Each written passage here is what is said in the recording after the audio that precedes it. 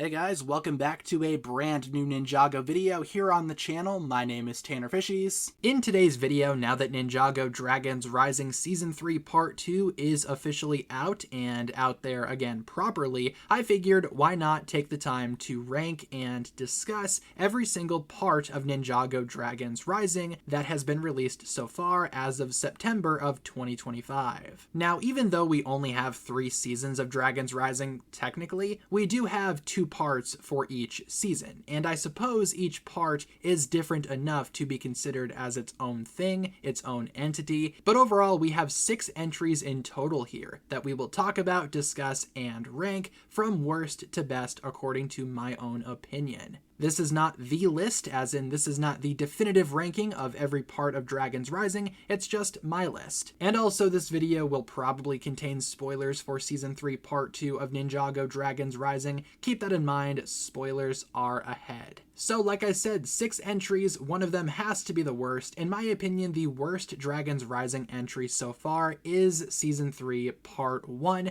However, it's definitely not downright awful. Nothing about Dragons Rising has been unwatchable or awful in my opinion. It's just that some stuff is better than others. And with that being said, I think that Season 3 Part 1 is probably the least entertaining part of Dragons Rising so far, and it's probably my least favorite entry. I enjoyed the Prismatic Blade fetch quest, I guess you could say. I enjoyed seeing the Forbidden 5 in action now, finally in full. However, I can't lie, the entire thing just kind of felt underwhelming, especially after watching Season 3 Part 2, which I did enjoy obviously more than Season 3 Part 1.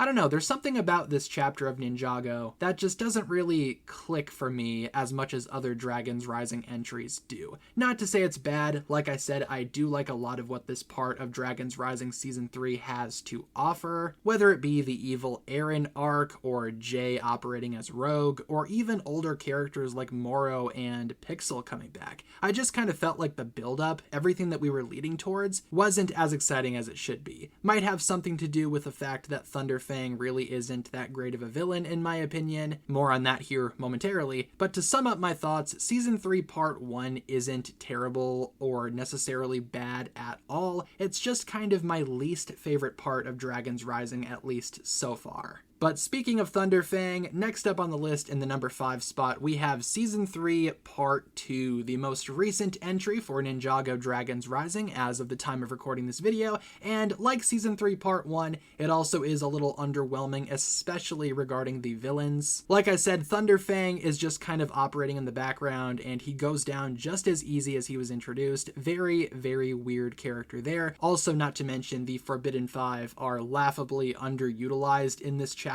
of Ninjago. The villains just overall were not very strong, except for Lee. I still stand by the idea that Lee is a fantastic villain. Kind of wish he was the main villain of this entire season, so to speak. Would have been a lot better than Thunderfang. But obviously I did like a lot about Season 3 Part 2. I enjoyed the ghostly atmosphere. I loved a lot of other subplots going on this season too. The aforementioned Land of Lee stuff is probably one of my favorite pieces of Dragons Rising just so far. Also, not to mention, Jay is back on the team. Good stuff all around. The ninja team dynamic is also rather fun to watch this season, and visually, I would say this is the best that Ninjago has ever looked just so far, just all collectively. Also, not to mention, Lord Ras in this part is just an absolute menace, and I enjoyed the finale despite some minor issues that I had with it. Overall, Season 3 Part 2, and I guess just Season 3 collectively, is probably my least favorite chunk of Dragons Rising, but I would say Part 2 is better than Part 1, at least given what I think right now at this current moment in time. Next up, we have Season 2 Part 2, aka the Tournament of the Sources arc for Ninjago Dragons Rising, well, Season 2. And honestly, Season 2 Part 2 was kind of a big step down from Season 2 Part 1 in my opinion, but the tournament was fun overall. I enjoyed seeing a lot more Elemental Masters, especially from the current generation, and a lot more new elemental powers that we haven't seen yet either. However, However, I think what weighed this part of Ninjago down for me is the whole mystery subplot, which honestly is very obvious if you think about it for more than 2 seconds. It's crazy that it was an overarching plot the entire time. It's so easy to see coming, it's so simple, but I enjoyed all of the tournament stuff, and I enjoyed seeing characters like Eren and Sora develop over the course of this chapter. Plus, not to mention, this was still in the era where the Forbidden Five actually, meant something, so it was fun to see Noct in the tournament and Rox operating in the shadows. We have a lot of awesome fights in the tournament as well. One of my favorites is Nia versus Jade, just because of how tragic that battle actually was. And like I said, I enjoyed the tournament for what it was, despite how rigged it was. I hope one day we do see an unrigged tournament arc for Ninjago. And even though it is a big step down in my opinion compared to Season 2 Part 1, like I said, nothing about Dragons Rising in my opinion is remotely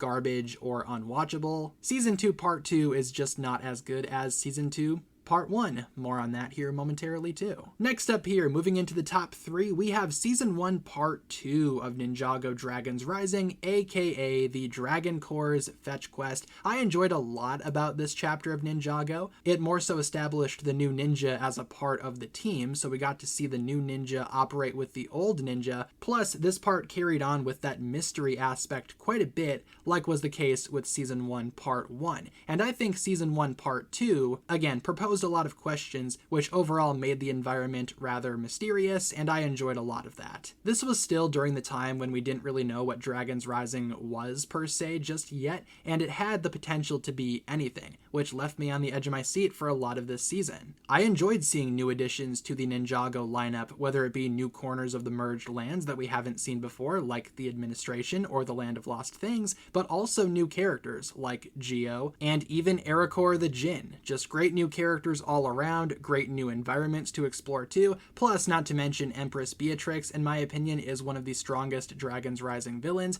Really hope we see her again at some point in the current Dragons Rising storyline, and I thoroughly enjoyed the final throwdown in Imperium with the Dragon Cores and the ninja needing to stop Mergequakes, again, just adding to that whole mystery element regarding this new world. Overall, Season 1 Part 2, I enjoyed quite a bit, but not as much as Season 1 Part 1, which, leading into the number 2 spot, we have Season 1 Part 1, the first arc of Ninjago Dragons Rising that we ever saw. Now this is also extremely memorable for me, just because of how mysterious Dragons Rising as a concept was. Going into this chapter, we hardly knew anything, but when Season 1 begins and we open with the merge, Eren's flashback, and we see just how different this series is going to be just from the get-go, I was really excited. Ninjago needed a new identity at the time. It desperately needed some kind of refresh or some type of new start. Dragons Rising Season 1 Part 1 was the new start that we needed. We follow not only new characters, but strong characters in Eren, Sora, Wildfire, and Ryu, and with Lloyd there to guide them, we get that familiar sense that Ninjago would need, but also that breath of fresh air that it desperately needed. Plus, not to mention, the mystery element here is insane. What exactly was the merge? What caused it? Where are the ninja? All of that I loved. I loved watching episode to episode and just speculating at the time where the older ninja would be, when they would show up again, if they would show up again, what's the deal with all of these new monasteries now? And not to mention everything involving Imperium, especially with Sora's past, all of that I was just very intrigued by. Dragons Rising Season 1 knew how to hook us on this new Ninjago series, and honestly, it being as strong as it is probably one of the reasons why Dragons Rising has maintained such popularity over the years. But my favorite Dragons Rising entry, by far, is Season 2 Part 1 of Ninjago Dragons Rising. Oh my goodness, this chapter of Ninjago is so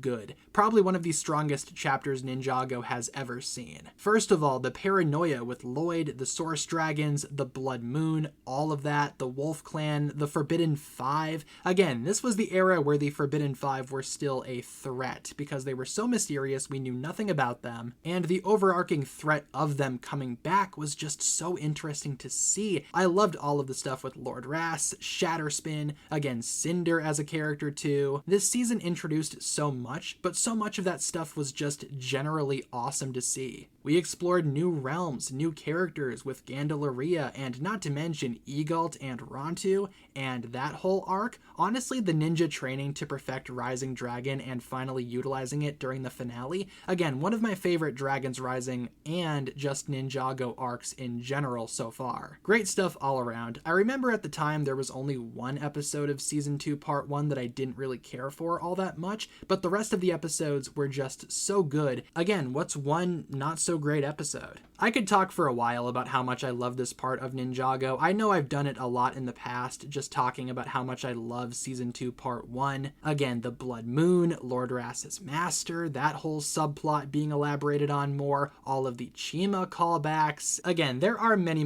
reasons as to why Season 2 Part 1 is my favorite chapter of Ninjago Dragons Rising. Not sure how many people would agree with that, but in terms of my opinion, I think it is by far the best entry that we've seen, at least so far. Especially for Dragons Rising. Again, if not Ninjago just as a whole. But with that being said, everyone, that's going to pretty much wrap it up for my thoughts here surrounding every single part of Ninjago Dragons Rising and how I would rank them from worst to best, at least as of September of 2025. Let me just reiterate again, I do not hate any part of Dragons Rising. I think every part has a lot to love. It's just that for Dragons Rising, some parts and some seasons are definitely better than other parts and other seasons. But even the worst one I would say is still watchable and still very solid, and that's rather impressive for Ninjago or even any TV show. With that being said though guys, that's going to pretty much wrap it up for my thoughts here and my list. Feel free to leave your list with your opinions down below in the comments. How exactly would you rank every part of Ninjago Dragons Rising from worst to best? Or if you would just like to do your favorites / least favorites, that's fine too. Just make sure to leave all of your thoughts and your opinions down below, and remember, this list was just my opinion. Thank you so much for tuning in. If you guys enjoyed this one, feel free to like and subscribe, do all that fun stuff, and I will talk to you guys again very soon. Peace.